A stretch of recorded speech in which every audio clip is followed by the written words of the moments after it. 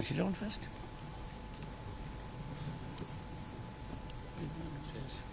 Okay.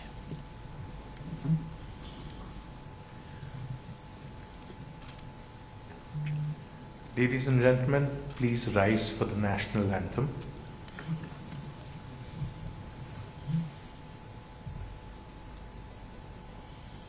Jana Gana मन अधिनायक जय हे भारत भाग्य विधाता पंजाब सिंध गुजरात मराठा द्राविड उत्कल गंगा विंध्य हिमाचल यमुना गंगा उच्चल जलधि तरंगा तव शुभ नामे जागे तव शुभ आशीष मांगे गाहे तव जय गाथा जन गण मंगल दायक जय हे भारत भाग्य विधाता जय हे जय हे जय हे जय जय जय जय हे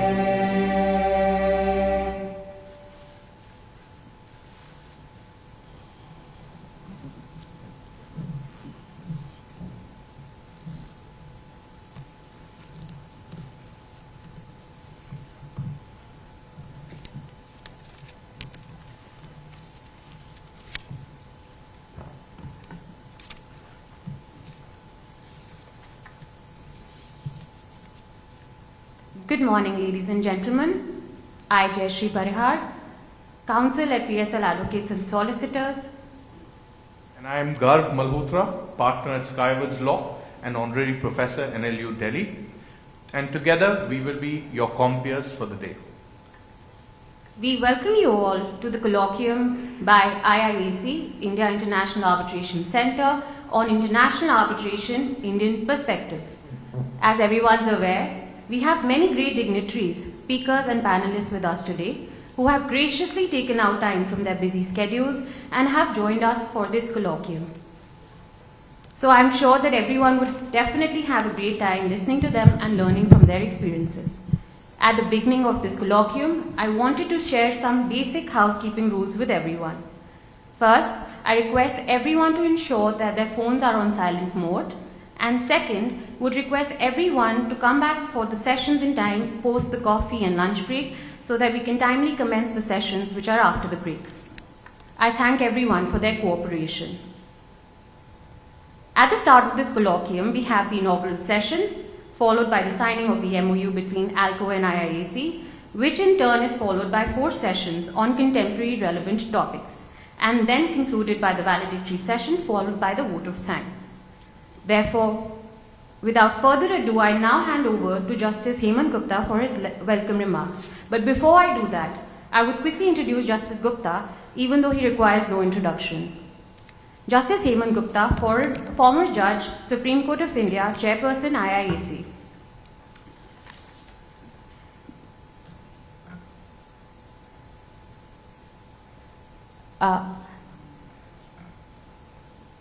Thank you. So the introduction is displayed on the screen. In interest of time, we are skipping the introduction, and now I welcome Justice Hemant Gupta for his welcome remarks. Good morning, Honorable Vice President of India, Shri Jagdeep Dhankarji, Dr. Kamaleen Pinto-Pua Dole, Secretary General, Asian African Legal Consultative Organization, Shri R. Venkatramani, Attorney General for India, Ms. Minnie Wonderpal and Ms. Samantha Mobley, Senior Partners of Baker & McKenzie, friends from Arbitration Fraternity and distinguished participants. This is our another attempt to interact with the legal experts dealing with the arbitration. Earlier we had one conference for the public sector undertakings and another with the general counsels, law firms. India's commitment to arbitration is well known. India has taken steps to promote international and domestic arbitration by enacting India International Arbitration Act 2019. And the Arbitration and Conciliation Act 1996 was also enacted to organize arbitration based on ancestral model of arbitration laws. The Act has undergone changes in 2015, 19, 21, and another amendment is on anvil. India and Indians have attained great milestones world over. In Western world, Indians are the CEOs of the big corporate sectors, but the problem is why in the field of arbitration, India has not been able to make any significant impact. Some or the other, we like the foreign jurisdiction arbitration forums, which may be due to mindset of that India is not ripe for institutional arbitration. The background is that from 1940 Act, Arbitration Act 1940 Act, and subsequently by 1996 Act, the arbitration is the court-appointed arbitrators. It's an ad hoc arbitration. Institutional arbitration has not been given priority, which it should have been given. In worldwide, the institutions are the regulating arbitration, but in India, the situation is very different. We need to change ecosystem to where the parties opt for institutional arbitration. For that, we want to sanitize the arbitration bar, the members of the law firms, and other stakeholders. You know, India is a developing country. We are developing infrastructure from roads to ports, to oil field, to gas extraction plants, but the foreign collaborators insist on an arbitration clause of not India-seated arbitration, nor Indians as the arbitrator. The Singapore International Arbitration Center, which is quite well known, only 3% arbitrators appointed were Indians, although more than 50% of arbitration work is generated by Indian firms. I think either we lack confidence or we are swayed by the glare of the other countries. India is generating a lot of work outside India. It's a high time that Indian law firms should opt for arbitration by India-seated arbitration. We should insist on the arbitration clause to opt for arbitration in India rather than in the other jurisdictions. The other institutions do extensive marketing, including the well-known centers, but either for lack of self-confidence or otherwise, we are not in the league of international arbitration. It's my desire and appeal to all participants here to opt for India as the arbitration center. With these remarks, I thank all of you of giving your time for sparing your time for attending this one-day colloquium. I thank you, everyone.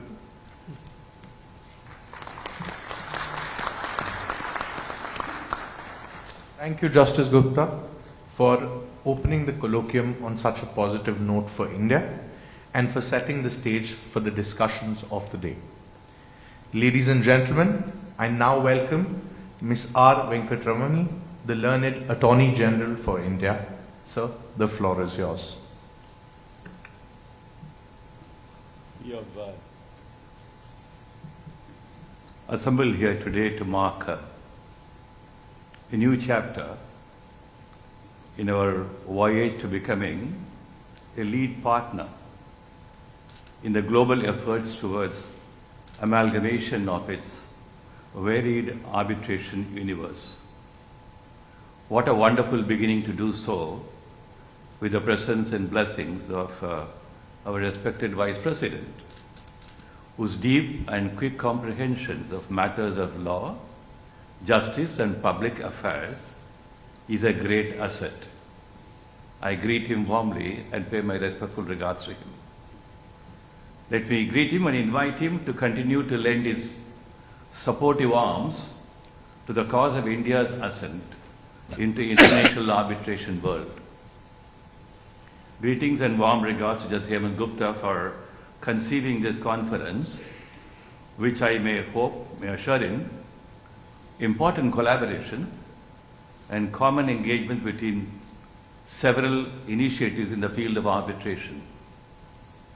My greetings to the honorable judges and all the distinguished invitees, and my greetings to Dr. Kamalin, Secretary General AALCO, a long-standing institution of seminal contributions to relationship in the legal field. Not a day passes in the corridors of legal practitioners without conversations on what our courts and governments are doing wrongly or should be doing correctly. The critique of judgments is an exciting menu. We have enlightened minds who have concerns and competence to do so. We want to move fast and strong into the territories occupied by many nations and centers of international arbitration. We want to show that our skills, equipment, and knowledge in affairs of dispute resolution are second to none. We want to register our vibrant presence in the emerging global trends in trade and commerce, as also concerns on sustainable development. Our political environment and leadership, which understands and support all this, being a factor of strength, we are poised to take the next generation of measures with confidence and clarity. With a government which listens carefully and with open ears, we only need to write some good scripts to no more dull moments or no more doubtful looks. Many questions which are raised are geared to one basic question, namely, is legal globalization the counterpart of economic globalization? If so, what India should be doing to consolidate the legal globalization movement? While we talk in particular about arbitration and the question marks raised on domestic practices, we must talk about the larger global developments in international economic laws and comparative constitutional law. All features such as the New York Convention, UNCITRAL and its workings, investment treaty developments are all dots in the above global picture. The enforceable treaty rights resemble in many ways national constitutional constraints that prohibit discrimination and that protect property, contracts, and due processes. For after all, ultimately, when we talk about best arbitration practices, we are talking about protection of property, contracts, and due processes. Which due process is due and which is not is an area of divergences. And some would say that these divergences are artificial. A recent study of constitutional law and international law notes that, quote, apex courts are the linchpin supporting or undermining international legal commitments insofar as they police the interface between the international and national. I think that's a good statement to be comprehended and grappled with. In 2014, Australian Chief Justice French identified a tension between investment arbitration and the legitimate functions of the three branches of government that have broader implications for national sovereignty, democratic governance, and rule of law. The Council of Chief Justices of Australia also wrote to the Commonwealth Attorney General expressing concern that investments agreements with ISDS could call into question the decision of domestic courts. The German Magistrates Association expressed disapproval of the European Commission proposal for a multilateral investment court while China is trying to do so. Lower court judges in South Korea were disciplined for expressing to the ISDS in the Korea-US Free Trade and Investment Agreement. They complained that the agreement eroded judicial sovereignty.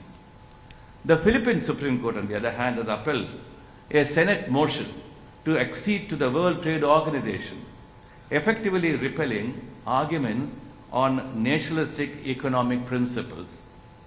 The alternative, according to the court, was isolation, stagnation, if not economic self-destruction. All these dialogues, I think, go around the arbitration universe debates. I wanted to connect these aspects to our focus on enhancing the contents of our arbitration regime. The entire world of domestic and foreign investments and enabling policy and legal frameworks are interconnected. As the government is keen to move into new vistas of treaty negotiations and is deeply involved in this area, we'll hopefully see very soon some developments where the tensions we noticed earlier may be quickly addressed. Government has scheduled key roundtables within, which include the Center for Trade and Development.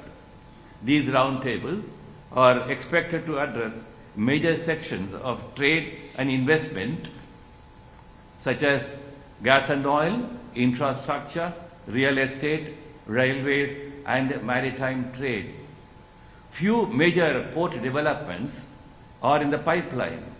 Hopefully, an international investment law framework addressing areas of concern for international investments may also emerge very soon. The inauguration of the Arbitration Bar of India is conceived as a stepping stone towards institutionalizing the arbitration process from ad hoc to more nuanced formal status. I have requested the Consortium of National Law Schools to have a national degree course in arbitration and mediation practice. I suppose very soon this initiative will take shape. The Make in India movement, I suppose, needs the support of Made in India law. I for some time have been articulating, not by way of opposition to what has happened across the globe over 30-40 years, but to capture the importance of regional experiences. The regional experiences which have emerged in the southern part of the globe, where arbitration law and practice and international investment treaty, trade, commerce, etc. are taking new emerging areas. So I suppose I've been articulating for quite some time the need for a New Delhi Convention to propound the next generation of arbitral motions. When I say New Delhi Convention, it's not again as a counter version of the New York Convention, but something which goes beyond that. I suppose by about 30-40 years of New York Convention, the globe has gathered very important, significant development in understanding global concerns and trade and commerce, coupled with global obligations towards sustainable development. And how are you going to manage all of them? And since India is probably now poised as an important center, where by reason of its ancient spiritual, traditional, cultural, and philosophical mooring, and play an important role in being an important role in emerging as as a comrade of all those regional developments which have happened in the past 2 decades. I suppose this New Delhi convention will probably look at all of them. The delegates who have come for the conference today will probably carry with them at the end of the conference rich ideas and exchanges of views which will probably lay foundation for this kind of a thought processes. I do not propose to discuss specific judgments of the Supreme Court and High Courts and as impeding, as somebody say, as impeding our progress or any of our executive orders. We have quite a few of them. Our domestic legal fraternity will probably talk about it and of course nullify or probably mollify the international concerns on how they're going to be seen as impeding factors. And 2 major issues of concern, however, are how to stand by parties' autonomy, ethics and the minimal court intervention, and how to ease the burden of judicial workload. I consider that the ethics issue will continue to be a major and important concern. If that ethics issue is to be addressed, it has to be addressed on the very fundamental foundations, not merely from looking at a few judicial interventions here and there. But after all, if ethics disappears, what remains? So therefore, some of the ideas which probably will exchange in the course of today and tomorrow will be of immense importance for not only for India, but as I said, I've come recently from a Riyadh visit to understand India's cooperation in the UAE area. We have very important development taking place in this area.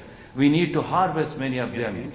And when I say we, it is not India alone. The global legal community and the global legal trade and commerce advisors need to pick up all of them and to probably have a new framework where the troubling elements can be probably looked at with some close attention and try to relieve the what you call the impact of the troubling attainment.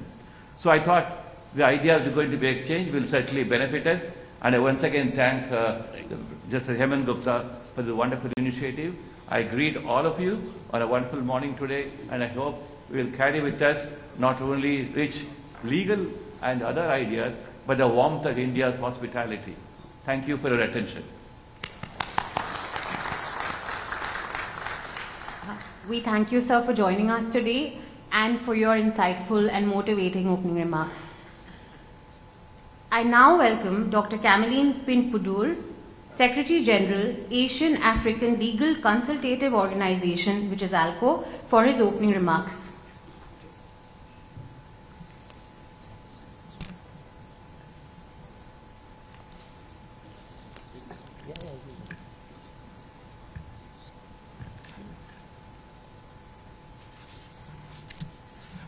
His Excellency, she is Jagdeep Dhankhar, Honorable Vice President of India, Honorable Justice Shri Hemant Gupta, Chairperson India International Arbitration Center, His Excellency, she is R.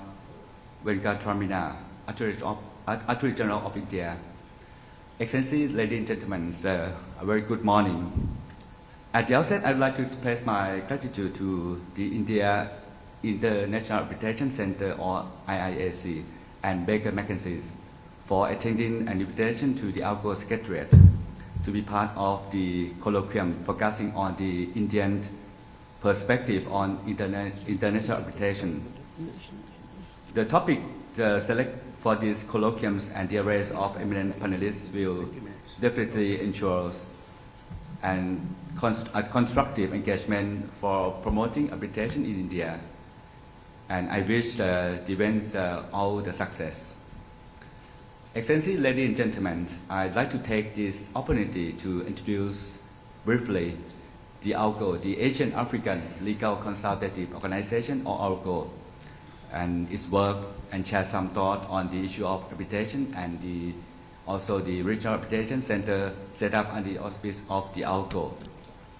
AALCO, as some of you may know, is the Asian African Legal Consultative Organization, was constituted on 15 November 1956 as a tangible outcome of the historic Bandung Conference in 1955 by 7 founding member states, including Republic of India. And AALCO was established to provide a platform for Asian African countries to consult on legal matters of mutual concern. Its primary aim is to promote the development of international law, offer a forum for legal cooperation, and address key legal challenges that arise within the member states. At present, AALCO serves 49 member states from Asian and African countries. We have 32 countries from Asia and 17 from Africa. And the AALCO work on the topic of international law and the topic of the codification and progressive development of international law has long been central to the AALCO mission. And by facilitating dialogue and providing expert insight and promoting cooperation, AALCO has contributed significantly to key areas of international law, such as the law of the sea, international trade and investment law, the issue of human rights, dispute settlements, environmental law, such as climate change, and also on the topic of space law as proposed by India during the 61st session of annual session of AALCO. AALCO holds a permanent observer status at the United Nations since 1980, and also we work closely with the ILC, the International Law Commission, and together with the UN Sikh Committee of the United Nations. I'd like to take this opportunity to express my deepest appreciation and gratitude to the Government of India for its unwavering support to the AALCO and its mandate. And as the host of AALCO Permanent Headquarters, India has consistently played a pivotal role in advancing the organization's objective. India has been at the forefront of participating in AALCO activities, leading deliberation on key legal issues and contributing to the progressive development of international law. India's active engagement in AALCO initiative reflects its commitment to fostering the legal cooperation among the Global South and strengthening the rule of law at the global level. And also, AALCO conclude a headquarter agreement with the Government of India, which provide as diplomatic the complex building in the diplomatic enclave in Chanakepuri. And also, AALCO also was accorded diplomatic immunity and privilege by the Government of India. Now let me highlight a little bit about the issue of arbitration in the AALCO works programs. At the AALCO, we work on the topic of arbitration under the topic of international trade and investment law since the year 1970. And also we set up jointly with some member states. We call the Regional Arbitration Center in the year 1970. Now we have around 6 regional centers around the regions in Asia and Africa. We have 3 in Asia, in Malaysia, in Thailand, Iran, and in the Hong Kong SAR. We have 3 in Africa, in Nairobi, Kenya, in Cairo, and in Lagos, Nigeria.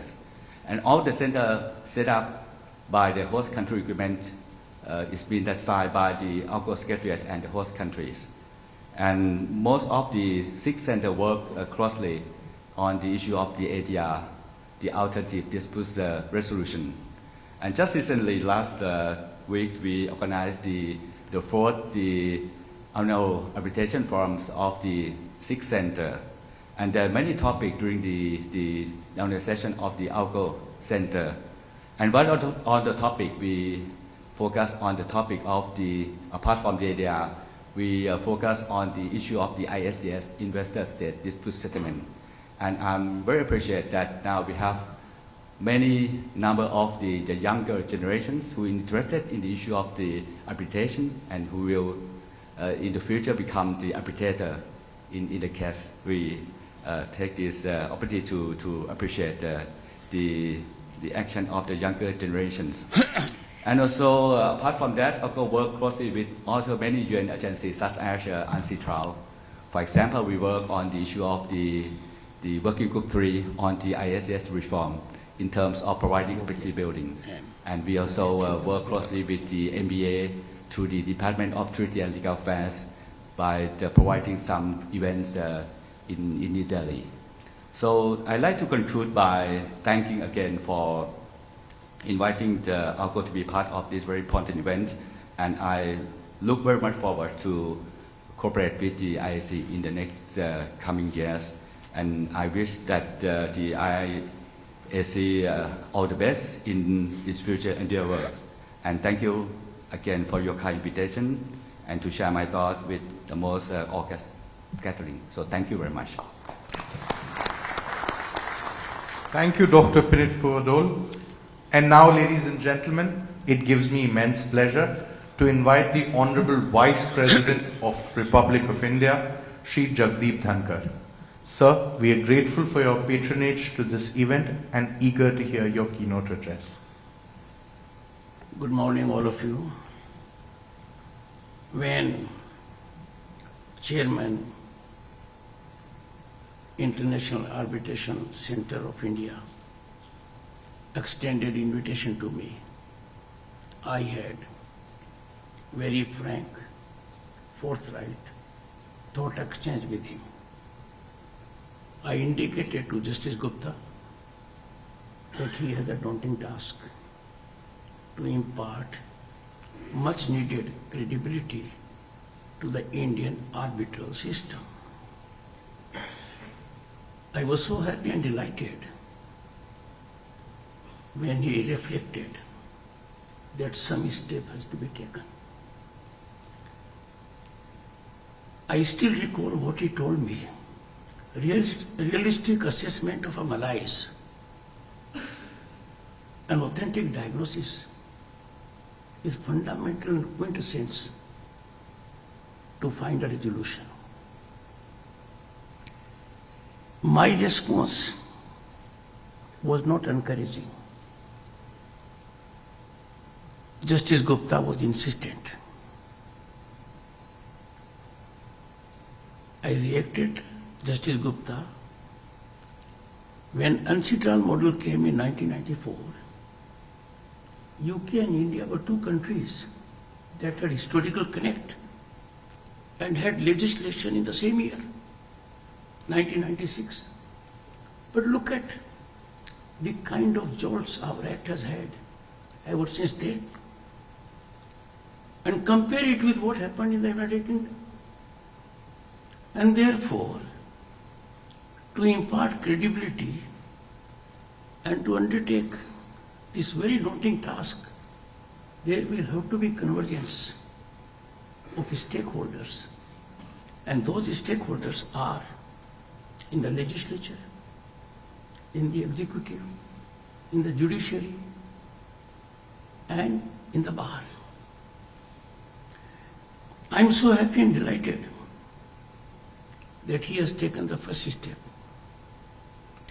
And in the process, though I may be blowing out of proportion, but for a country that is home to 1/6 of humanity, this may be that step which Neil Armstrong took on 20th of July 1969 when man landed on the moon for the first time. So my best wishes to you. I continue to have my concerns and reservations that every inch you will traverse will be difficult. And therefore my caveat to what the Attorney General reflected. We are not in the global room of arbitration. We are far distant from it. We have to go much beyond our words. Our convergence will have to be on realistic fabric. Each one of us will have to contribute. And when we'll self-assess, we'll find we have been in neglect. And therefore, Justice Gupta, I have known him for a very long time. He means business. I therefore compliment him for getting sponsors, Baker McKenzie, Miss Samantha Mobley, Miss Minnie Mendepo. Your presence matters because it was in late 90s I had the occasion to attend a conference in your organization about state of arbitral position.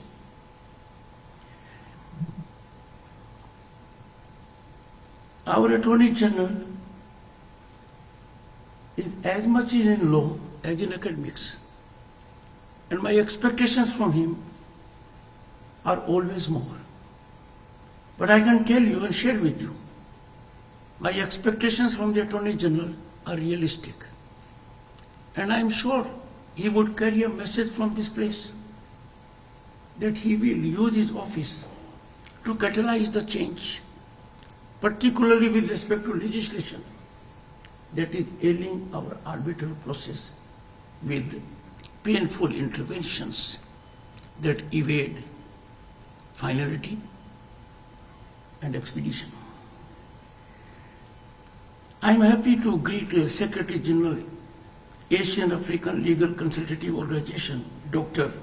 Kamleen Pani Pudol. I recall vividly what happened in G20. It was Prime Minister Modi's vision,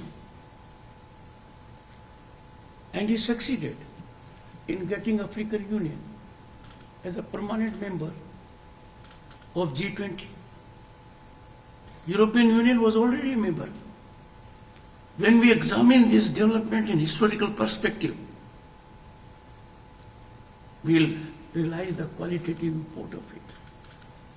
Added to this, an attorney was keenly involved with that process also, to put on global radar the concerns of Global South. You were there in some conferences involving members of judiciary and the bar. And therefore, indeed, a good convergence, soothing convergence, Asian-African aspect. This forum has brought together accomplished minds, but I find absence of some as impactful as presence of those who are here. I had expected there will be greater participation of those who are reaping the harvest, those who are occupying the center stage, who happen to be your peers. In a country like ours, change takes place only when we slightly depart from formality and talk straight. But I have no doubt this step that has generated confidence and optimism in me, and I would be certainly a soldier of your agenda, that the deliberations would go a long way. And I would urge, let the deliberations not end with this colloquium. Let there be extension of brainstorming sessions between individuals. We are some of the finest minds here.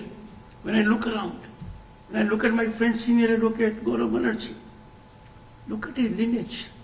How many times we have discussed passionately, in mission mode, and then rested, because hand-holding has to be by government stakeholders. Hand-holding has to be by law. Hand-holding has to emanate from people whose pen matters.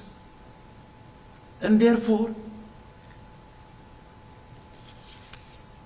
Justice Gupta has taken a big challenge.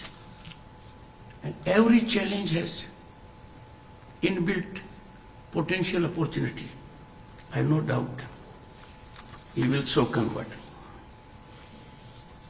I need not underscore the relevance of arbitral process, its need.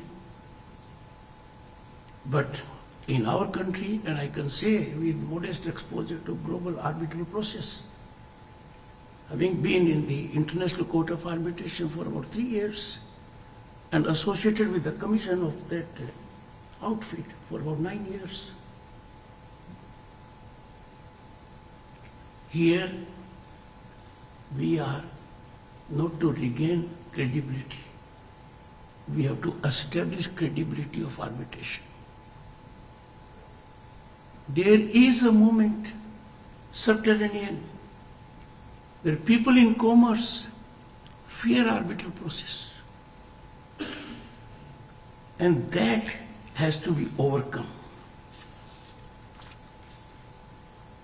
Arbitrators play as much critical role as members of the bar associated with arbitral process.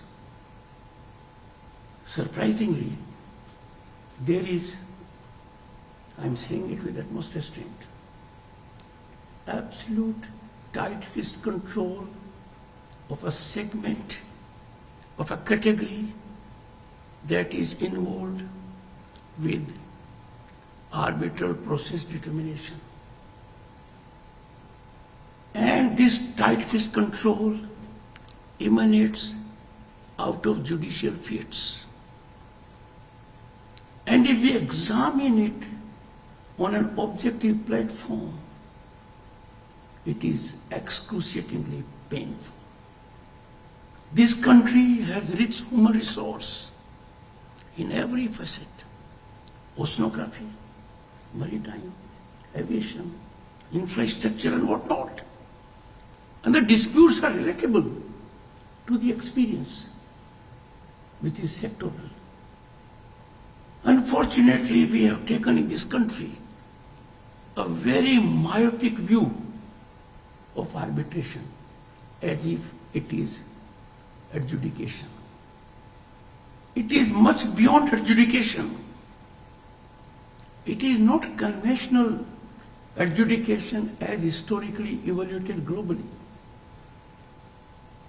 I am enthused in making these observations because Justice Gupta's mind is stirred by these thoughts. With all my intent not to come here, I had to yield under the pressure of his determination. Now, if any country needs smoothest of judicial process, it is India. And India needs it more than any other country for several reasons. And one, we are a country that is on the rise. The rise is unstoppable. The rise is incremental. Ladies and gentlemen, let me reflect on the state of the nation at the moment. And I do it on some authority, because I had the occasion to be in Parliament in 1989, in seat of governance as a minister, 1991. I therefore know what the scene was then and what the scene is now. Exponential economic upsurge we are witnessing. India has transformed from 11th economy a decade ago to the 5th largest global economy, on way to becoming the 3rd largest ahead of Japan and Germany very shortly. We have 8% growth, heading towards $4 trillion economy, US dollars. Get little away from it. Phenomenal infrastructure growth. Those who have been to this country a decade ago and now. And this very place you can see how swiftly it came. Or Yashobhumi, or Indian Parliament building new one.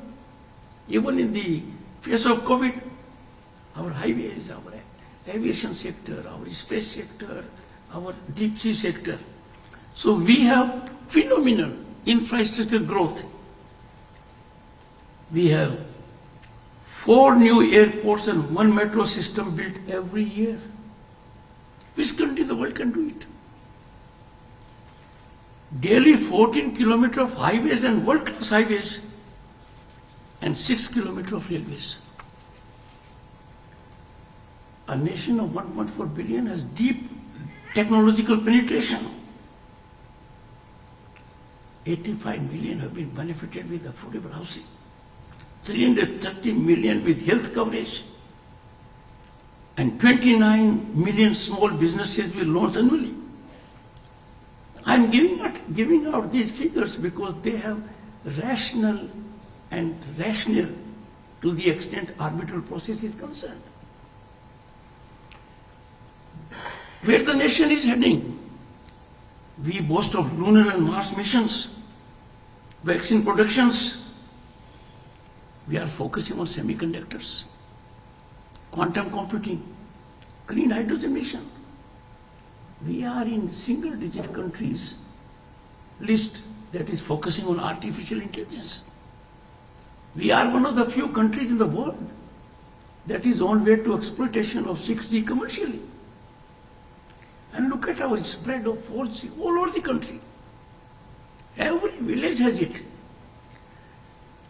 And therefore, we have all pervasive digitization.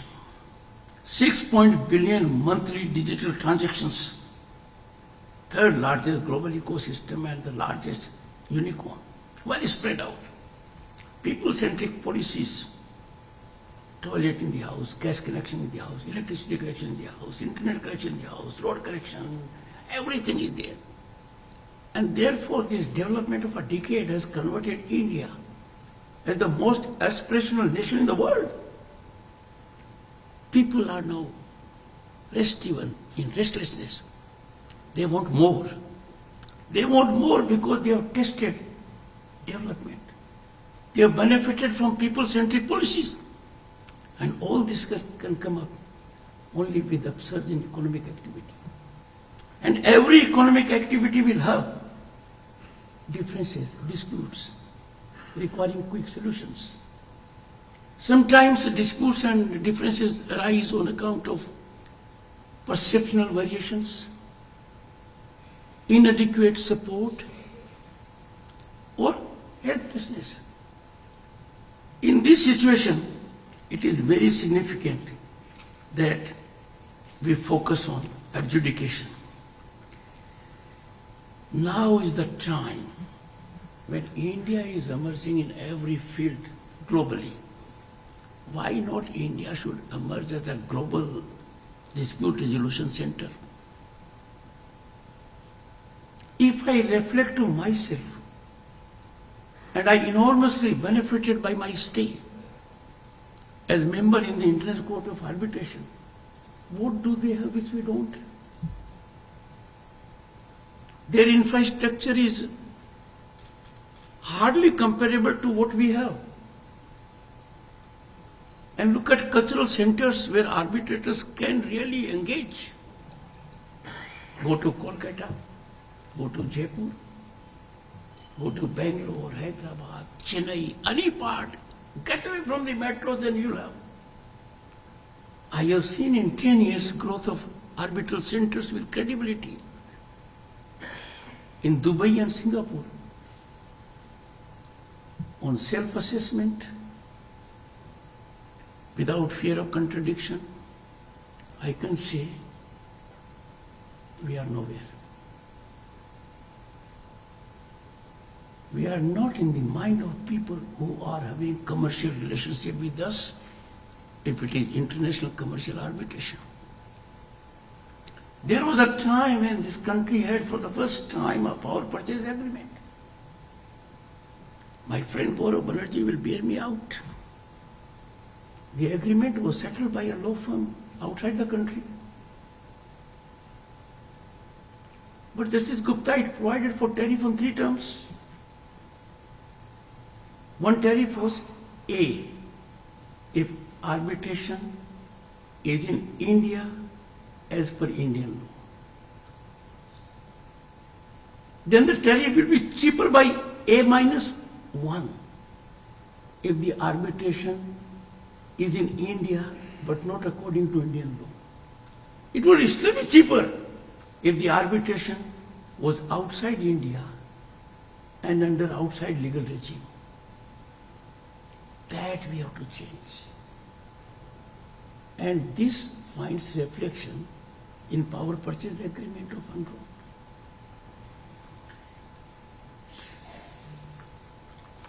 We, when are particularly suited, naturally, culturally, and otherwise, the richest human resource on the globe, with highest adaptability of Indian mind to highly skilled required techniques. And that is why you'll find formal economy taking place on account of digital transactions. Therefore, time for us to get into a groove, to be part of the marathon march that is taking place in the country, for India to be a developed nation. And India is no longer a country with potential. And developed nation status is not our dream, it is our destination. And all world organizations that in 90, when I was a part of the government, were absolutely on us, are accolading us. Global center, favorite center of investment opportunity, International Monetary Fund says. World Bank has applauded us that our digitization accomplished in about 6 years is not otherwise attainable. Even in more than 4 decades, we've done it. And therefore, we will have to go to certain basics. I can suggest some. A former Chief Justice of this country, I am not concerned about the legacy he left or the footprints, the nature of which he left. But he did make an observation. Process has become old boys club. He was referring to retired judges' participation in arbitral process. I should not be misunderstood even for a moment.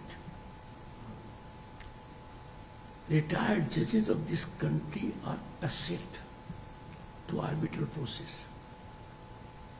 They lend credibility to us.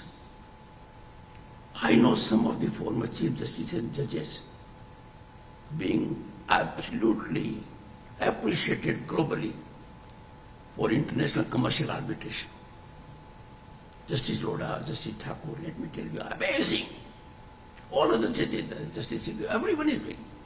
I am not for a moment saying keep away from them, no. But there are areas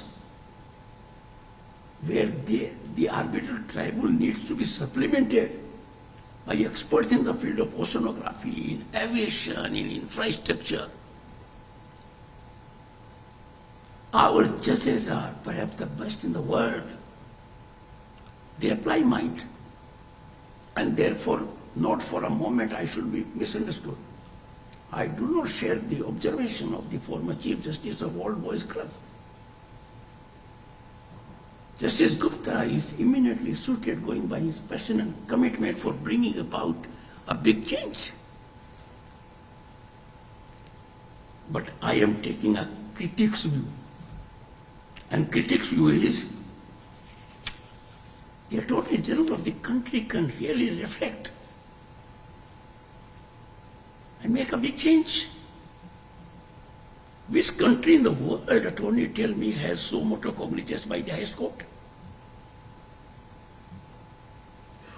I'm sure I can't look around.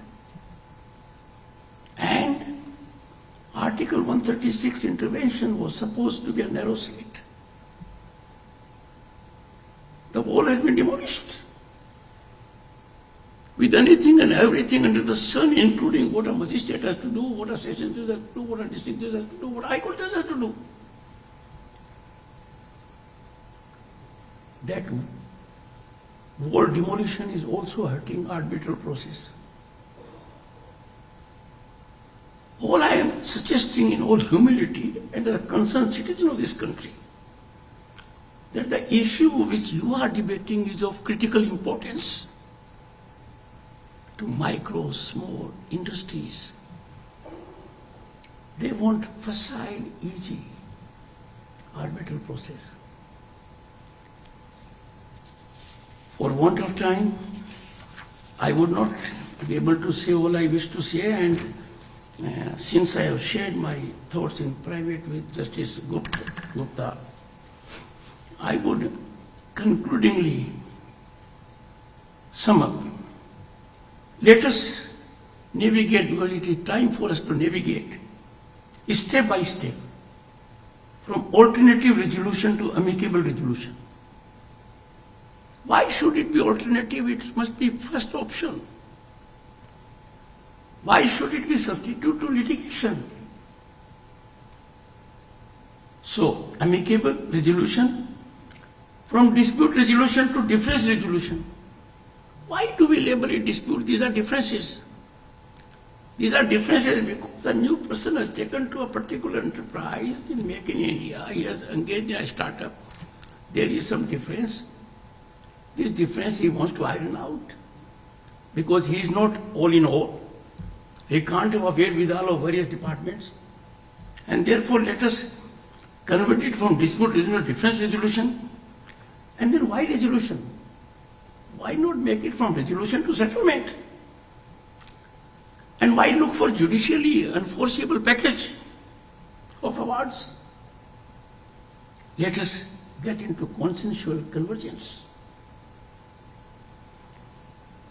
All these, in my modest assessment, will secure commercial partnerships. They will not break partnerships. They will nurture partnerships in commerce, business, trade and industry. They will ensure their blossoming. This will augur well for the economic growth, and this would also place us in the global arbitration room where presently we are far distanced. At the moment, ladies and gentlemen, I have no doubt, let me make my mind clear in a concluding sentence. Arbitral process in our country is just an additional burden to the normal hierarchical mechanism of adjudication. I am grateful to the opportunity afforded to me by Justice Gupta. I wish him good luck, and I stand committed to be at your disposal in any manner you feel appropriate or expedient. Ladies and gentlemen, thank you so much for your time and patience.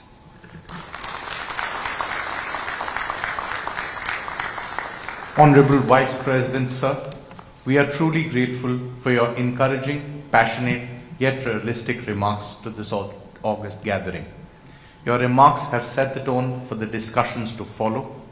We sincerely thank you for agreeing to come here today and for your patronage. Ladies and gentlemen, please join me in giving one more huge round of applause to the Vice President of India, Shri Jagdeep Dhankhar.